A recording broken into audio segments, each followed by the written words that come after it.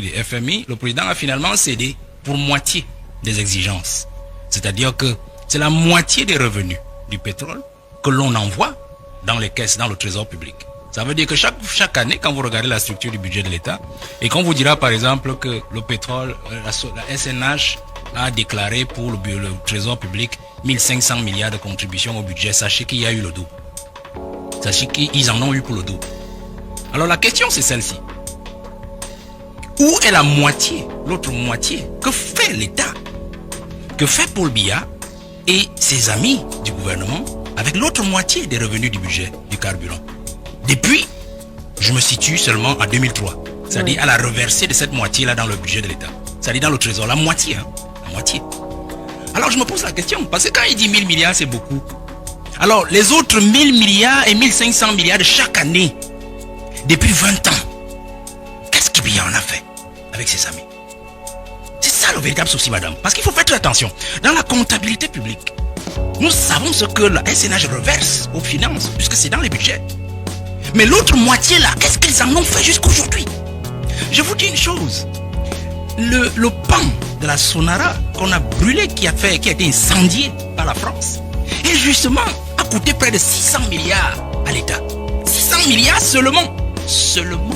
C'est-à-dire c'est le pan qui devait permettre au Cameroun de ne plus exporter son pétrole brut afin d'en acheter un pétrole léger pour la consommation domestique, c'est-à-dire de raffiner localement notre propre pétrole brut afin qu'on tue tous les réseaux des armateurs, des intermédiaires et des traders qui sont au milieu et qui se sucrent sur la vente et le rachat du pétrole pour le Cameroun. Vous comprenez ce que je dis? Non, ne me coupez pas, madame. Non, c'est votre question. Je suis dans votre question, madame. J'ai un fil. Alors, ce que je dis, c'est que c'est ceci. Si ça a coûté donc 500 milliards et on a mis le feu, alors si je calcule 1500 milliards en moyenne, je mets même 1000 milliards en moyenne qu'ils mettent dans le noir depuis 20 ans. Madame, nous sommes à 20 000 milliards que le pétrole a généré dans le noir pour le Cameroun de Paul Biya, pour les amis de Paul Biya lui-même. C'est-à-dire le pétrole, les fonds du pétrole hors budget. Vous comprenez? 20 000 milliards. Dites-moi, nous savons tous que la SNH a des comptes offshore. Dans tout le monde entier, nous le savons, que ce soit en Suisse, que ce soit dans les Bahamas, que ce soit partout. Qu'est-ce qu'ils ont fait de cet argent jusqu'à aujourd'hui? Vous avez entendu les affaires Glencore. Les affaires Glencore où les gens vous disent qu'ils amenaient des mallettes d'argent, de cash, aux membres du gouvernement et aux gestionnaires du pétrole camerounais. Ça veut dire quoi? Ça veut dire tout simplement que l'argent du pétrole aujourd'hui, l'autre partie de l'argent du pétrole qui n'est pas déclaré dans le budget de l'État est utilisée à des fins autres. Pourquoi Biya nous fait ça? 1000 milliards, c'est rien du tout.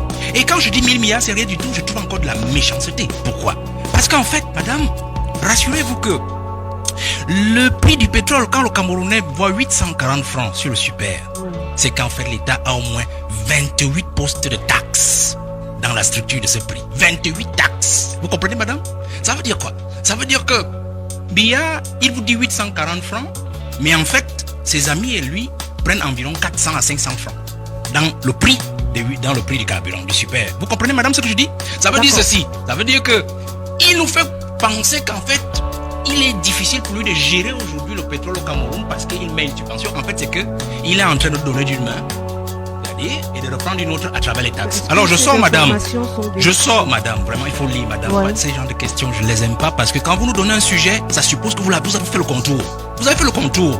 Alors, je vais terminer en disant que aujourd'hui, la question de Sonara 2010, je l'ai évoquée ici il y a peut-être 3 semaines avec M. Motouk. Il a préféré mettre M. Motouk en prison. Alors que c'est M. Motouk qui avait engagé à son arrivée en 2002 le Sonara 2010. C'est-à-dire qu'il faut absolument que nous raffinions notre pétrole.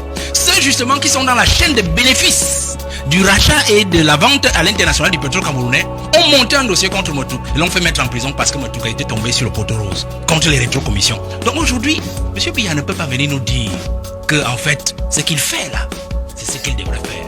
Nous attendons plutôt de lui qu'il mette la main sur ces réseaux-là, que ce soit les réseaux de corruption, que ce soit les réseaux de bakchiche, les réseaux de rétrocommission qui pompent les caisses de l'État